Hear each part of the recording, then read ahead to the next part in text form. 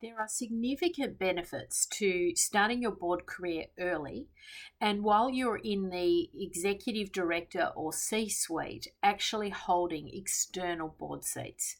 Now, I appreciate that there are a number of organisations that have a very low interest in their executives holding external board seats, but there is a growing trend among a number of sort of forward thinking human resources directors and organisations that there are a lot of benefits to having the executive serve on external board seats.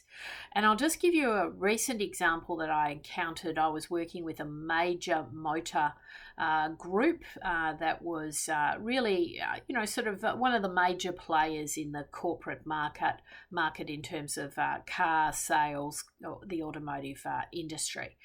And they made a strategic decision to allow their senior executive team to serve on external boards, particularly in terms of digital, anything to do with, car, automotive, industry. But really, they were looking to build up innovation amongst their senior executive leadership team.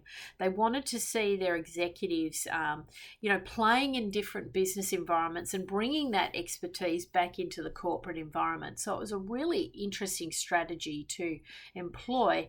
And of course, the executives themselves gained a lot of benefit from serving on external boards. They gained external perspective, they gained external business networks, they were able to build up their own personal board director experience, which made them a better executive back in the corporate workplace. It gave them experience of what it's like to, be on the board and set the strategy for the organisation. And again, they were able to really leverage this back in their day-to-day jobs. And it gave them that opportunity to serve and to give back also in the community, because a number of these execs also served on not-for-profit boards.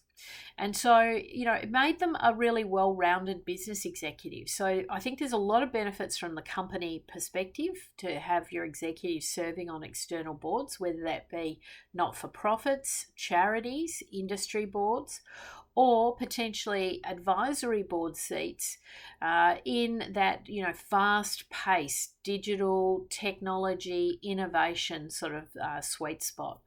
Now, it had big implications for this company because, the automotive industry has had to really transform itself.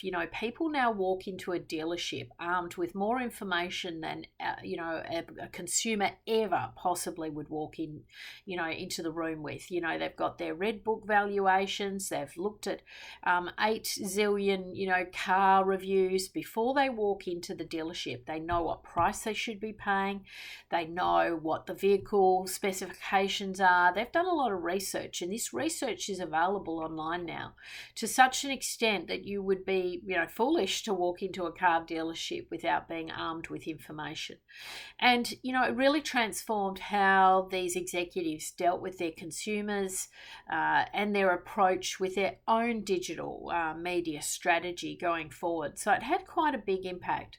So I know that there's still a few companies that, for valid reasons, might prevent executives from holding external appointments.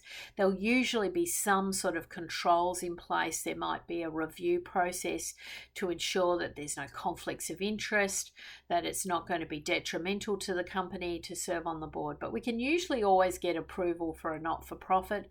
It ties in nicely with corporate social responsibility measures that the company might be taking, but it really can make a huge difference to both parties. So consider starting the board career early. Consider starting, in that early stage space where you can build up some quality board experience, and the benefits might be also to your own corporate career pathway as you go forward.